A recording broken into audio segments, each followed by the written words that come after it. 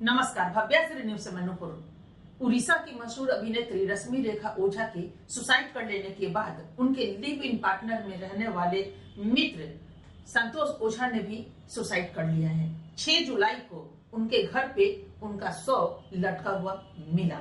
उन्हें जब तक अस्पताल ले जाया गया वो डॉक्टर ने उन्हें मृत घोषित कर दिया है।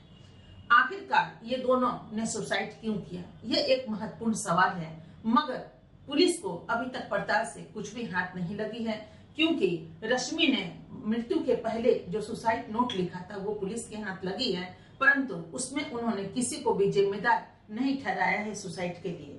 तो पुलिस की पड़ताल जारी है। लेकिन रश्मि की जब मृत्यु हुई थी उसके बाद संतोष पात्रा ने ही रश्मि के पिता को फोन करके ये सूचना दी थी कि उनकी बेटी ने खुदकुशी कर ली है।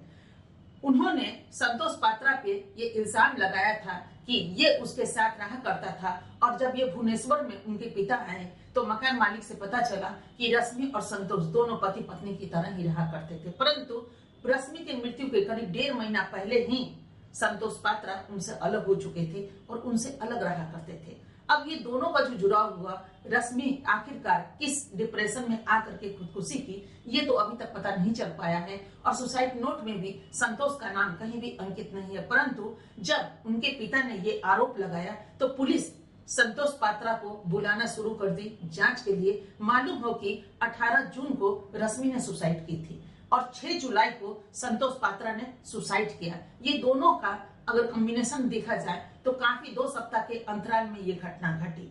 संतोष पात्रा के शव को देख करके उनकी मां तो भाव विह्वल हो गई, लेकिन उनकी मां को पहले से ही पता था कि मेरा बेटा सुसाइड कर लेगा, क्योंकि उन्होंने पुलिस को बताया है कि ये पहली दफा नहीं है, इसके पहले भी कई एक बार हमारा बेटा सुसाइड करने की कोशिश में था।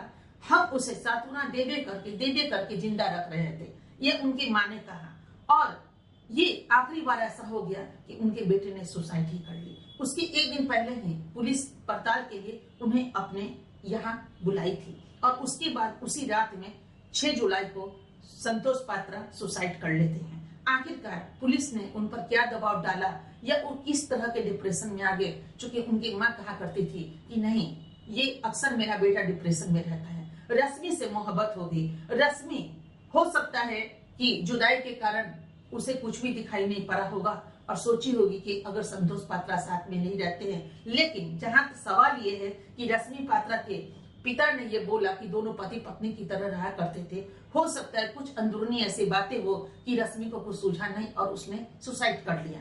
दूसरी बात, 6 जुलाई को जो संतोष पात्रा सुसाइड कर लिए, हो सकता है पुरानी कुछ यादें जुड़ी हो या फिर पुलिस उनसे जिस तरह की तहकीकात कर रही हो, उन्हें लगता हो कि कहीं ना कहीं इस घेरे में हम तो नहीं आ रहे हैं, और इस कारण वो और डिप्रेशन होते होते उसे अंधेरा छा गया और वो सुसाइड कर ली। लेकिन यहाँ 2 बातें होती है।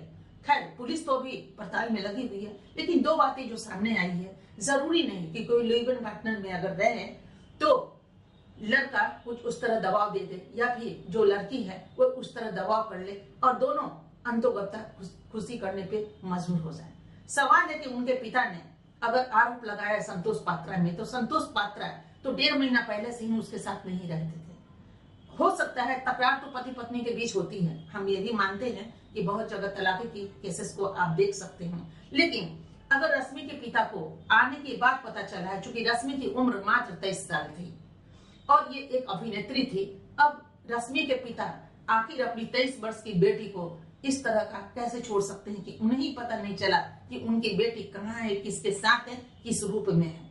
एक पिता का इल्जाम लगाना किसी लड़के पे, ये शायद उचित नहीं है। दूसरी चीज, रश्मि की उम्र 23 साल है, वो अपना भला बुरा, आज के बच्चे तो छोटे रहे ही नहीं, पहले के बच्चे को देखा जाए तो 30 साल के अंदर के भी जो लोग हुआ करते थे वो भी अपने आप को बच्चा समझते थे, या उनके परिवार वाले भी ये समझते थे कि नहीं, मेरा बच्चा तो बच्चा ही है। लेकिन आजकल के तो 6, 7, 8, 10 वर्ष, 14 वर्ष के लड़के को अगर आप देख लीजिए तो वह अपने आप में एक बालिक करार देते हैं कि हम बालिक हैं, और उनके पेरेंट्स भी कहते हैं मेरा बच्चा बड़ा हो गया। ये सब नेट का कमाल है। तो 23 साल की लड़की कैसे बड़ी नहीं होगी, बड़ी थी तभी तो लिव इन पार्टनर में रहा करती थी। नहीं तो क्या उनके पिता कभी ये पूछने की कोशिश नहीं किए कि आखिर उनकी बेटी कहाँ रहती है, किसके साथ रहती है, अकेले भी रहती है तो कैसे रहती है। एक बेटी अगर अकेले किराए के मकान में रहे, किसके साथ रहे, ये उनके पिता को जानकारी होनी चाहिए।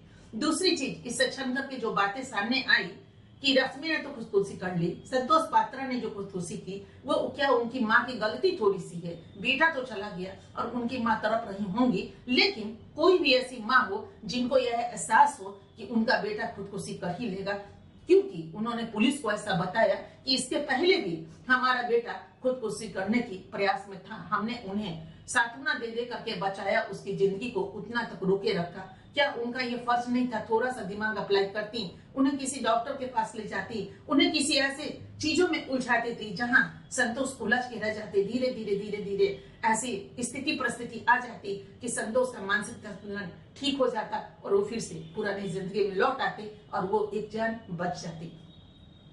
दोनों की जान चली गई। दोनों बच्चों में किसी ने नहीं सोचा क्या जान पे पूरा का पूरा उन्हीं दोनों का हक था कि अपनी जान की कीमत उन्होंने चुका दी और वो मर गए।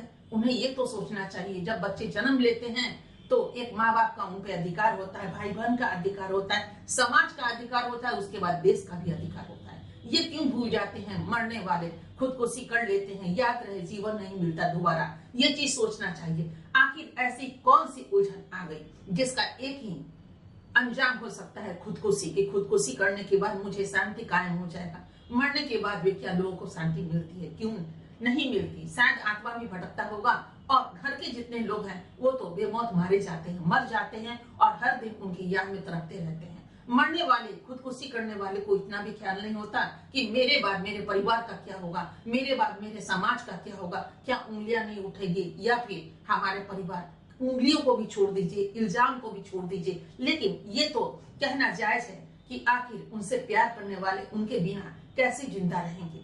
अब बात करें अभिनेत्री होने का, तो एक अभिनेत्री की खुदकुशी करने के बाद उनके जितने फैंस हैं वो भी तड़प उठते हैं। अगर चाहा तो वहां तक जगती है जिसमें आए दिन आप देखते हैं कि हर आदमी एक दूसरे का फैन बना है। अगर फैन उनसे छिन जाए और वो सेलिब्रिटी छिन जाए तो किस तरह गुजरता है फैंस पे। ये दोनों ही एक दूसरे के पूरक होते हैं, हम हैं तो वो हैं तो हम हैं, ये सोचना लाजमी होगा। लेकिन ऐसी दुनिया में कोई भी परिस्थिति नहीं है। सच बोलिए, बहुत सारी चीजें अनहोनी हो जाती है, बहुत सारी गलतियां हो जाती है, भूल हो जाता है, चूक हो जाता है, लेकिन उसकी सुधार है, उसका काट भी है। जिंदा रह करके उस भूल को सुधारा जा सकता है, उसे पुनः नई जिंदगी में उतारा जाता है। कहा जाता है बहुत सारी गलतियों का तो एक क्षमा है। कहा जाता है कि क्षमा वरण को चाहिए छोटन का उत्पाद। अरे उम्र में लोग बड़े हो या छोटे, जाकर के क्षमा मांग लीजिए, जाकर सच्चाई अपने परिवार को कह दीजिए, समाज को कह दीजिए। नहीं है तो पुलिस चौकी है, कानून है, वहां जाकर कह दीजिए, आपका बचाव वहीं पे हो जाएगा। लेकिन उस जिंदगी को आप जीने की कोशिश कीजिए, कायम रखिए ताकि उस भूल को सुधारा जाए। फिलहाल खुदकुशी तो करना ही नहीं चाहिए, ये एक कायरता की निशानी होती है। आपकी जिंदगी इतनी भी बड़ी नहीं थी, बड़े बड़े लोग भी चाहते हैं कि हमारी उम्र और बढ़ जाए ताकि कुछ पल हम और जी ले।